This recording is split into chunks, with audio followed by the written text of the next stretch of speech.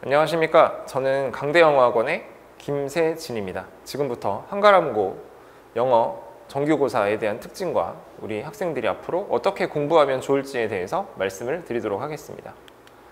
먼저 한가람고 시험은 그 교과서와 부교재 그리고 모의고사 이렇게 기본적으로 시험 범위가 출제가 되고요. 여기에 이제 학교에서 나오는 어법 관련된 프린트 이런 것들이 시험 범위로 추가가 되는데, 보시는 바와 같이 외부 지문으로 출제가 되는 부분은 그렇게 학교에서 진행했던 어법 수업에 관련된 그런 어법 관련 내용을 평소 학생들이 공부했던 그런 지문이 아니라 외부의 다른 지문을 가지고 와서 그리고 그것을 바탕으로 어법 문제가 출제가 되고 있습니다. 여기에서 좀 변별력이 많이 발생을 하는 특징이 있고요. 문항수는 보통 35문항 정도로 구성이 됩니다. 그리고 또 하나의 이 한가람고 시험의 특징은 중간고사 같은 경우에는 서술형이 포함된 시험을 치르지만 기말고사 같은 경우에는 100% 선택형으로만 구성된 시험을 치르고요. 기말고사 같은 경우에는 듣기평가도 추가가 됩니다. 물론 이것은 작년 24년까지의 상황을 말씀을 드리는 것입니다. 각 문항의 특징은 그 선택형 같은 경우에는 그 제시된 범위 내에 지문의 변형이 좀 있는 편입니다. 과거 한가람고 시험들을 쭉 봤을 때 상당히 변형이 많이 이루어지고 있는 그런 경우도 있었는데요. 우리 학생들이 시험 범위에서 공부를 했던 지문이지만 선생님께서 굉장히 많이 변형을 해서 패러프레이징을 많이 가한 경우에는 우리 학생들이 이 지문을 보고 굉장히 낯설게 과연 이거 내가 공부했었던 그 지문이 맞는가 이렇게 의구심을 가질 정도로 많이 변형을 하는 경우도 있었습니다. 여전히 그런 기조는 어느 정도 유지가 되고 있고요. 그 다음에 이렇게 변형을 할 때는 평소 우리 학생들이 공부했던 지문보다 다소 양을 늘리는 경향이 있습니다.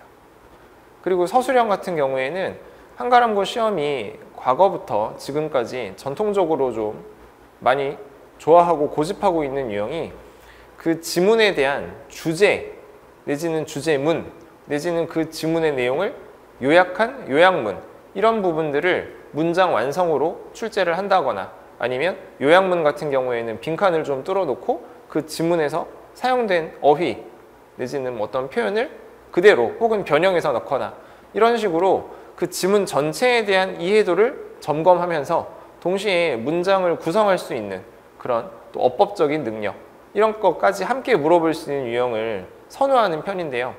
그래서 한가람고 시험 같은 경우에는 그 서술형을 대비할 때 각 지문의 주제 그리고 각 지문이 요약문으로 작성이 됐을 때 어떻게 표현될 수 있는지 이런 것들을 함께 공부하는 것이 사실은 굉장히 중요합니다.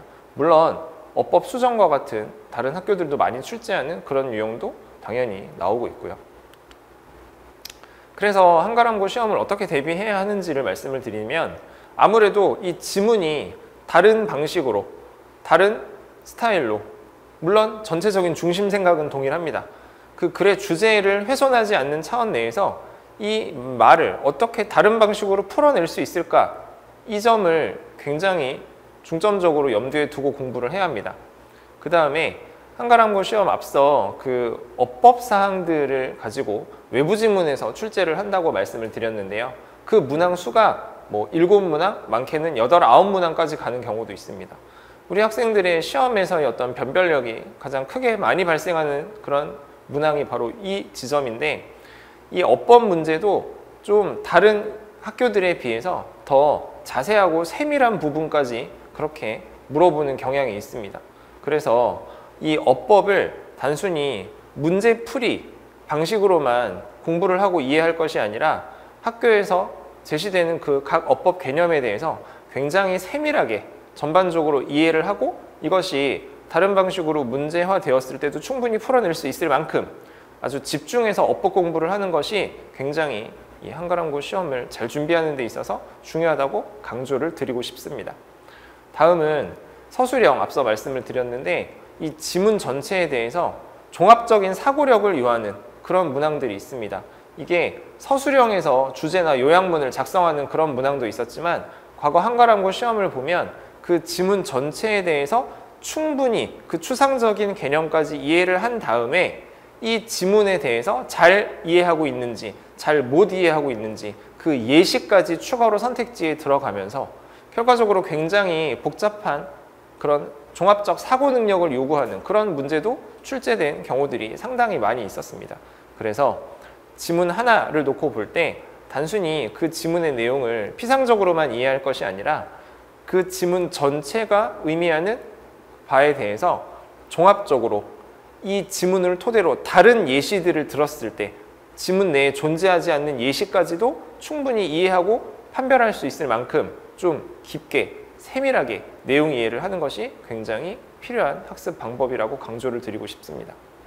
그 다음에 서술형 같은 경우에도 기존에 있는 문장을 그대로 학생들에게 문장 완성을 쓰게 하는 것이 아니라 선생님이 같은 문장이 아닌 다른 방식으로 내용은 같지만 다른 방식으로 재구성해서 즉 패러프레이징 된 문장을 문장 완성 서술형으로 내는 경우도 과거에 굉장히 많았었습니다.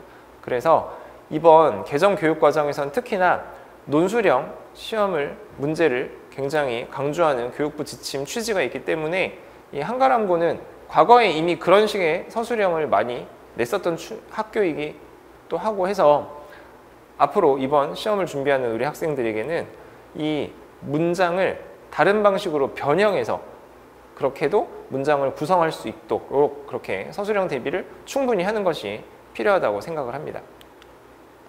제가 담당하는 한가람고 전문반 교육 과정에서는 가장 중요한 것이 지문에 대한 분석이라고 생각을 합니다.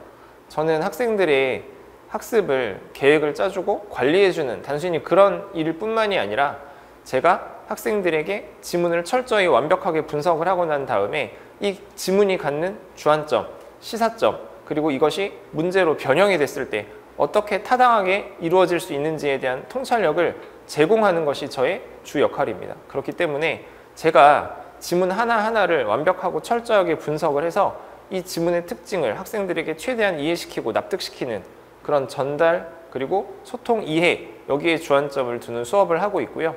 당연히 이런 내용을 바탕으로 한가람고 시험에 맞는 그 문제를 제가 직접 내서 아이들에게 테스트를 실시를 하고 여기에 대한 피드백을 수업에서 가장 중요한 부분으로 삼고 있습니다.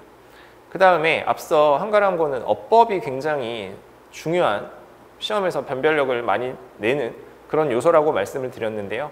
단순히 어법을 일방적으로 전달만 할 것이 아니라 우리 학생들이 오랫동안 어법을 공부했음에도 불구하고 왜 어법에 대해서 아직도 이해가 안 되는 부분이 있는지 이런 부분들은 최대한 원리적으로 접근을 해서 학생들에게 어법을 납득시키고 이해시키는 수업을 지향하고 있고요.